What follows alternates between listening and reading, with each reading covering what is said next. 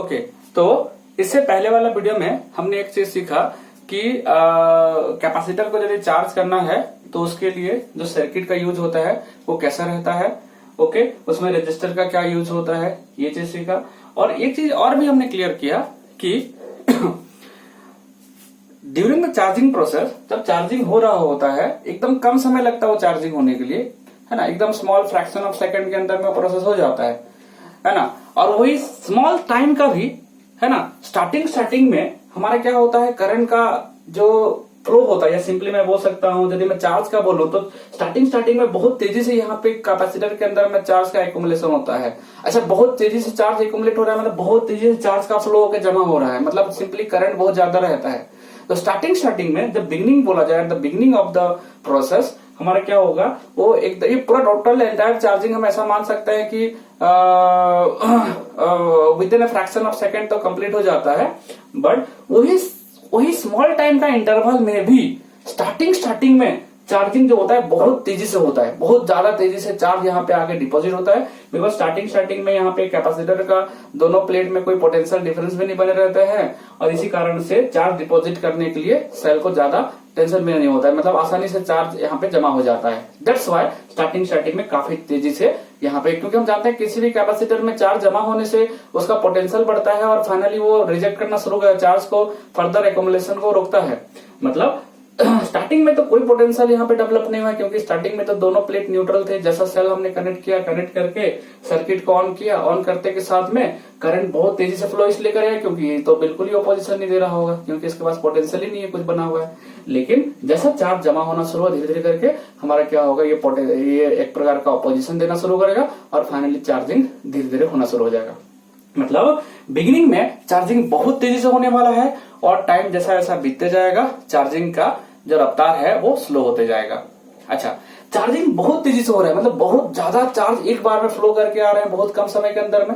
इसका मतलब हम ऑलरेडी पढ़े हैं, करंट का मतलब क्या होता है, ऑलरेडी मैंने इसके बारे में डिस्कशन भी किया है। करंट का मतलब होता है rate of flow of charge. हालांकि करंट चैप्टर नहीं पढ़े हैं, बट करंट के बारे में आइडिया ऑलरेडी है कि यदि एक वायर में बहुत ज्यादा चार्ज फ्लो करता है एक स्मॉल टाइम के अंदर में, दैट इज कॉल्ड करंट।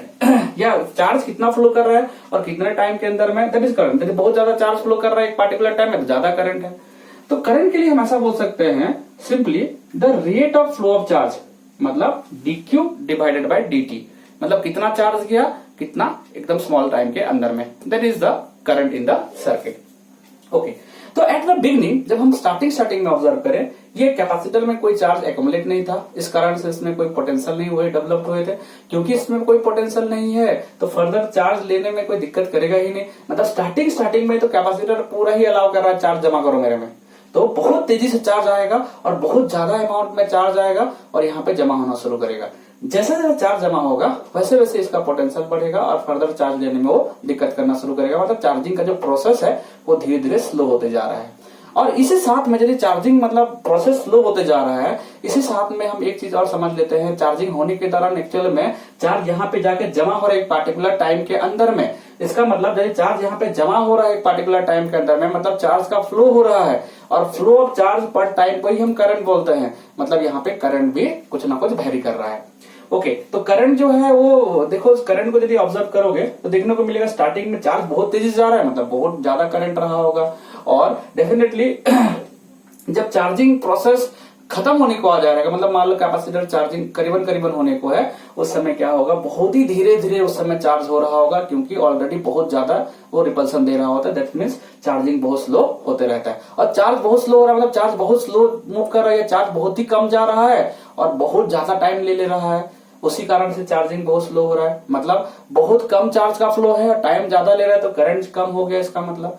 तो at the beginning of the charging there is a huge current in the circuit, और उस समय कैपेसिटर बिल्कुल भी कोई मतलब अपोजिशन नहीं देता है करंट को, और बहुत ज्यादा करंट फ्लो करता है। लेकिन जैसा तुम्हारा क्या चार्जिंग प्रोसेस मतलब करीबन खत्म होने को, या जैसा जैसा आगे प्रोसीड करेगा चार्जिंग प्रोसेस, वैसे वैसे इसमें चार्ज जमा होने के कारण ये पोटेंशियल बढ़ाएगा और फर्दर चार्ज को लेने से मना करेगा। मतलब करंट का वैल्यू धीरे धीरे घटते जाएगा। इसका मतलब चार्ज का एक्यूमुलेशन का रेट घटते जाएगा।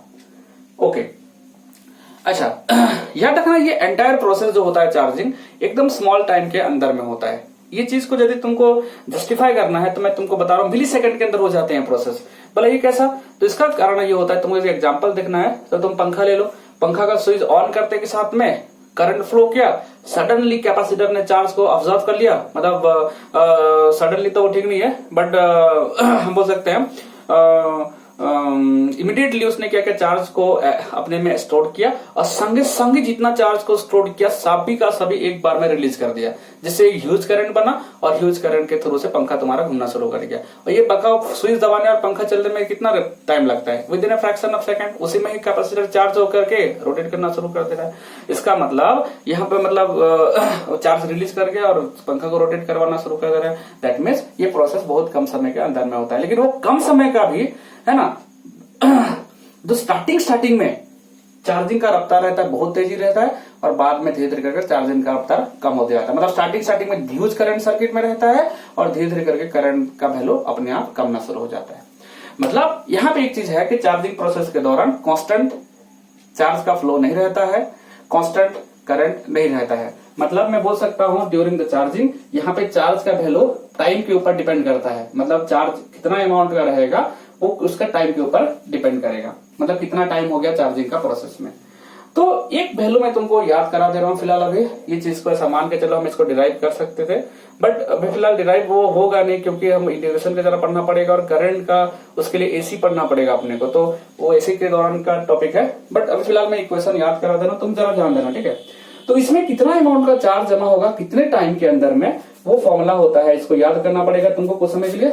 याद रखना इंस्टेंटेनियस चार्ज, मतलब एक पार्टिकुलर समय में इसमें चार्ज का वैल्यू रहेगा, टोटल चार्ज जो कि यहां पे जमा हो सकता है, मैक्सिमम चार्ज इनटू ब्रैकेट के अंदर लिख रहा हूं 1 minus e to the power minus of t by RC. ये चीज को तुमको कुछ समय के लिए याद करना पड़ेगा। आगे मैं जाके ये फॉर्मूला में डिराइव भी कर दूंगा, उसका टेंशन मत रखो। तो this is a charge Q जो कि एक पार्टिकुलर मोमेंट का भी चार्जिंग चल ही रहा है, चार्जिंग कंप्लीट नहीं हुआ है, चार्जिंग चल ही रहा है। उस मोमेंट में कोई एक पार्टिकुलर टाइम मैंने तुमको दिया और बोला कि अभी कितना चार्ज जमा हो चुका है पूछेगा, तो इन दैट केस जितना मैक्सिमम चार्ज जमा हो सकता है क्यू नॉट इनटू ब्रैकेट के अंदर में 1 minus e to the power t, कितना टाइम में तुमने पूछा हुआ है उसको, कितना टाइम के बाद चार्जिंग स्टार्ट हुआ है, कितना टाइम के बाद में तुमने उसको पूछा हुआ है चार्ज का वैल्यू को, divided by R into C. Here R into C is nothing but R जो होता है रेजिस्टेंस का वैल्यू एंड सी होता है कैपेसिटेंस का वैल्यू। एक इंपॉर्टेंट चीज ये है कि ये जो सर्किट हमने अभी बनाया हुआ है, ये सर्किट को हम आरसी सर्किट बोलते हैं, RC circuit, resistive capacitive circuit. Okay, इसी प्रकार से हम लोग क्या रेजिस्टेंस को हम लोग क्या करेंगे, एक और वायर होता है दैट इज इंडक्टर के साथ कनेक्ट करते हैं, तो उसको हम बोलते हैं आरएल सर्किट। रेजिस्टेंस इंडक्टर के लिए एल का सिंबल यूज होता है, दैट इज आरएल सर्किट। यदि हम क्या करेंगे, इंडक्टर को कैपेसिटर के साथ कनेक्ट करेंगे तो एक सर्किट बनता है that is called RC circuit, sorry LC circuit. मतलब मैं बोल सकता हूं कि हम डिफरेंट टाइप ऑफ सर्किट बना सकते हैं, लेकिन चार्जिंग के लिए जो होता है सर्किट वो होता है आरसी सर्किट। जब हम आरसी सर्किट बना लेते हैं, जब आरसी सर्किट का फॉर्मेशन हो जाता है तो उस समय आर का वैल्यू फिक्स हो जाता है, रेजिस्टेंस जो रहता है वायर का वो फिक्स रहेगा, सी का वैल्यू फिक्स रहेगा। इसका मतलब आर इंटू जब सी कर देंगे एक कांस्टेंट वैल्यू हमको मिलने वाला है एक गिवन कैपेसिटर के लिए। एक गिवन कैपेसिटर के लिए वहां पे जब सर्किट में चार्जिंग कर रहे हैं, इन दैट केस वहां का रेजिस्टेंस का वैल्यू फिक्स रहेगा, कैपेसिटेंस का वैल्यू फिक्स रहेगा। दोनों को मल्टीप्लाई करने के बाद में एक कांस्टेंट वैल्यू मिलता है और वो कांस्टेंट याद रखना फिक्स है एक गिवन रेजिस्टेंस गिवन कैपेसिटर के लिए, गिवन एलसी सर्किट के लिए, गिवन आरसी सर्किट के लिए आर इंटू सी का वैल्यू फिक्स होता है। अब जब पता लगाया गया तो देखने को मिला ये चलो में ये दोनों मिल करके दोनों का प्रोडक्ट जो डायमेंशनली टाइम के बराबर आते हैं। जब पता लगाया गया तो आर इंटू सी जब प्रोडक्ट करोगे, तुम घर में चेक कर लेना, रेजिस्टेंस इंटू कैपेसिटेंस का डायमेंशन डालना, डायमेंशन निकालने के बाद में तुमको देखो फाइनल डायमेंशन T1 निकलेगा। दैट मीन्स वो टाइम का डायमेंशन को रिप्रेजेंट कर रहा है। मतलब आर इंटू सी जो भी वैल्यू आएगा वो कहीं ना कहीं टाइम को रिप्रेजेंट कर रहा है और गिवन सर्किट के लिए रेजिस्टेंस भी फिक्स्ड है एंड कैपेसिटेंस भी कांस्टेंट है, दोनों कांस्टेंट है। दैट्स व्हाई टाइम भी, तो ये वैल्यू भी आर इंटू सी का वैल्यू भी कांस्टेंट आएगा।